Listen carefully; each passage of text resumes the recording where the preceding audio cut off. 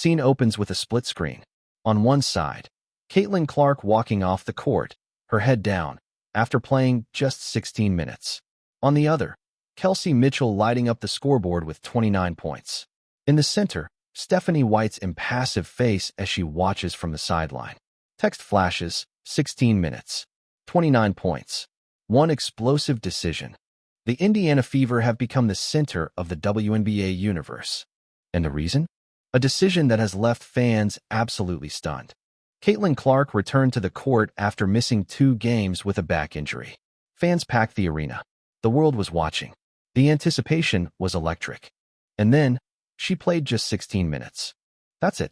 Meanwhile, Kelsey Mitchell dropped 29 points, leading the team, carrying the offense, and reminding everyone why she's the heart of this franchise. But here's where it gets complicated. Because Jason Whitlock, the outspoken commentator who loves to stir the pot, has just dropped a bombshell accusation. He claims Stephanie White is deliberately limiting Clark's minutes to create scoring opportunities for Mitchell. And the fans are furious. Some are accusing White of sabotage.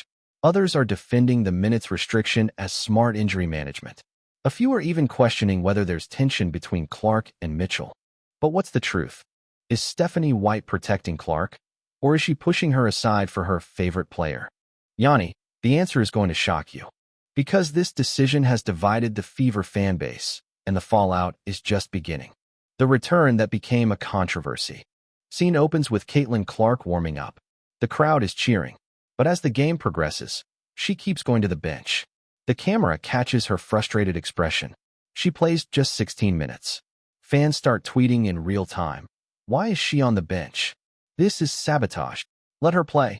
Caitlin Clark's return to the WNBA was supposed to be a celebration. Instead, it became a firestorm. After missing 2 games with a back injury, an injury that came from a flagrant 2 foul, Clark was cleared to play against the Los Angeles Sparks. The Fever needed her. The fans wanted her. The league was watching. And then, the bombshell dropped. Clark played just 16 minutes. She finished with 9 points, 4 rebounds, and 3 assists, solid numbers for a player coming off an injury, but far below her usual dominance. And the Fever lost. The blame didn't fall on Mitchell, who had a historic 29-point night. It didn't fall on the defense. It fell on one person, Stephanie White. Fans erupted on social media. Accusations flew. Some said White was destroying Clark's career. Others claimed she was sabotaging her own star. 2 minutes into the third quarter, back to the bench already. Oh my God, why even play her like this? Should have never played her. This coaching staff exists to destroy her, one fan wrote. Looks healthy to me, but Stephanie White thinks otherwise. Spare me the she's injured talks because this has been a thing, another commented. But was the criticism fair? Or was there a method to White's madness? Scene opens with Stephanie White at a post-game press conference. She's calm, measured, and unapologetic. She explains the decision step by step. The camera zooms in as she delivers the line that explains everything. Here's the truth that the critics are ignoring. Caitlin Clark is not fully recovered, and Stephanie White knows it. According to White, Clark's minutes restriction was not about favoritism or strategy. It was about conditioning and long-term health. Anytime you've missed a couple of weeks, it's going to take some time to get acclimated, White explained. I think it's going to take some time to build endurance. You haven't really been able to practice all that much either. She also pointed out the unique challenge Clark faces. They pressure her 94 feet, White said. So, again, you've got to make sure that you're able to withstand some of that. Let's unpack what that means. When Clark is on the court, she faces full-court defensive pressure every single possession. Opposing teams trap her. They double-team her. They foul her. They exhaust her. Playing through that level of pressure requires elite conditioning, the kind of conditioning that takes weeks to rebuild after an injury. And Clark hadn't practiced much during her recovery. She was being brought back gradually, not because White wanted to limit her, but because she had to. White also made it clear that the team knew Clark wouldn't play the full game before she even stepped on the floor. It was part of a planned progression, not a punishment. Clark herself confirmed this. It's tough to come back on a back-to-back, so I won't be available tomorrow in Phoenix, solely because of just minute restriction and my progression back. In other words, this was medical, not personal.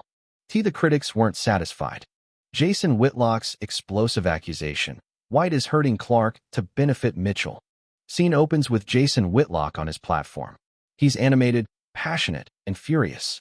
He points at the camera and delivers his accusation. The screen flashes with his words, "Don't put your hands on my minutes."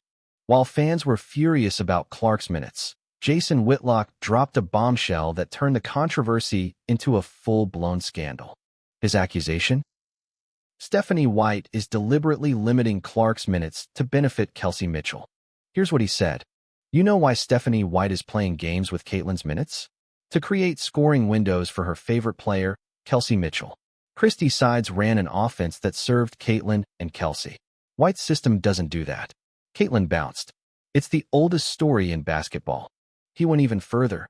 "You don't play with the minutes of a predator. Not in grade school. Not in junior high. Not in high school. Not in college. And you damn sure don't do it in the pros. Don't put your hands on my minutes." Whitlock's argument is this.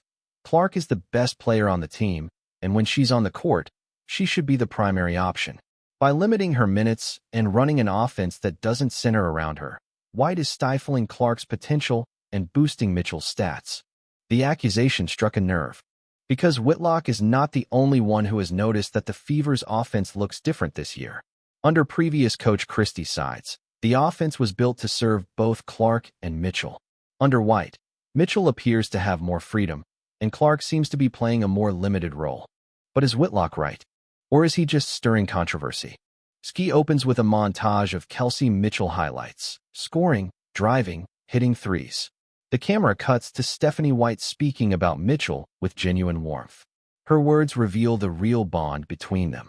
To understand the controversy, you have to understand the relationship between Stephanie White and Kelsey Mitchell. And it's a relationship that goes deep. White has been open about her admiration for Mitchell. In fact, she's called Mitchell the Fever's #1 priority, even ahead of Caitlin Clark. "We want to continue to build around Kelsey Mitchell. She is absolutely the #1 priority," White said. Why? Because Mitchell has been the backbone of this franchise for years. White described Mitchell as low maintenance and a pro's pro. She just comes, she just wants to play. You think about when Tamika Catchings left and retired. This franchise went through a lot. And Kelsey's been the constant, White said. That's not a knock on Clark. It's a recognition of Mitchell's loyalty and longevity. Mitchell has been with the Fever for her entire career, drafted 2nd overall in 2018. She's been through the losing seasons, the rebuilds, the front office changes. She's earned the respect of her coach. White also sees Mitchell as essential to the team's identity. Without her, the Fever lose a veteran leader and a proven scorer, something that would hurt the team's championship aspirations. But does that mean White is favoring Mitchell over Clark? Not necessarily.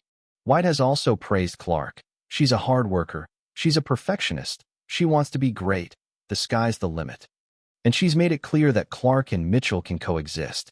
Earlier this year, she said, with her, Mitchell, and Caitlin Clark and Aaliyah Boston on the floor together and utilizing them in multiple actions, it's going to be critical. In other words, White sees all three as key pieces, not one over the other. Scene opens with a viral clip of Clark and White exchanging heated words on the bench. The camera zooms in on their faces. The crowd is silent. The clip is overlaid with text, turmoil, or passion. No discussion of the Fever's internal dynamics is complete without addressing the elephant in the room. The sideline confrontation between Caitlin Clark and Stephanie White. It happened during a 184 loss to the Portland Fire. Clark was struggling with foul trouble. She finished with just 6 points. The Fever were getting blown out, and cameras caught White and Clark exchanging heated words on the bench. The clip went viral. Social media exploded with speculation.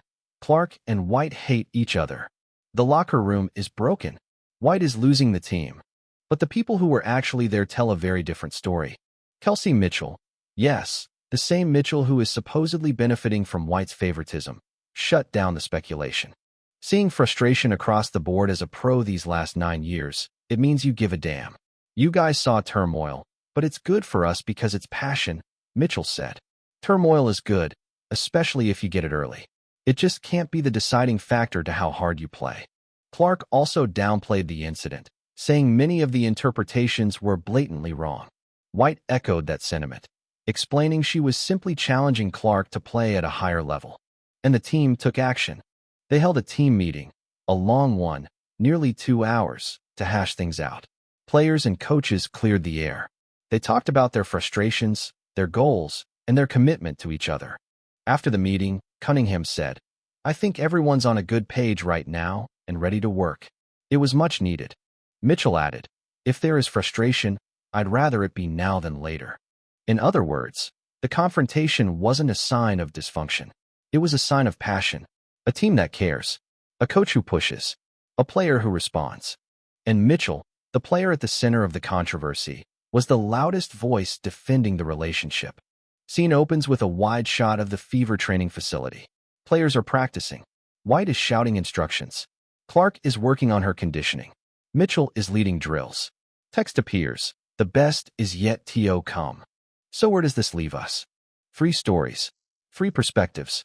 One team trying to find its way. First, the minutes restriction. It's real. It's frustrating. But it's also temporary. Clark will get back to full minutes soon. The Fever are being cautious because they need her healthy for the playoff push. Second, the Mitchell factor. Kelsey Mitchell is a star. She's earned her role. And there's no evidence that White is sabotaging Clark to benefit Mitchell. Both players can coexist, and both are essential to the team's success. Third, the sideline confrontation. It was overblown. Clark and White have a strong relationship. Mitchell herself has defended both of them. The team meeting cleared the air, and now they're moving forward. Fourth, the bigger picture. The Fever are 12-9. They're in playoff position.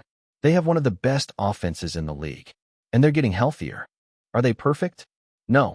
Is there work to do? Absolutely. Is the sky falling? Not even close. Yanni, the Fever are building something special. It's messy. It's emotional. It's controversial. But that's what greatness looks like before it becomes greatness. So here's the bottom line. Stephanie White's decision about Caitlin Clark wasn't about favoritism. It was about health. It was about the long game.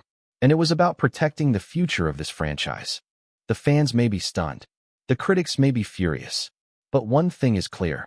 The Fever are on the right track. And when Clark is fully healthy, and when the team is firing on all cylinders, they're going to be unstoppable.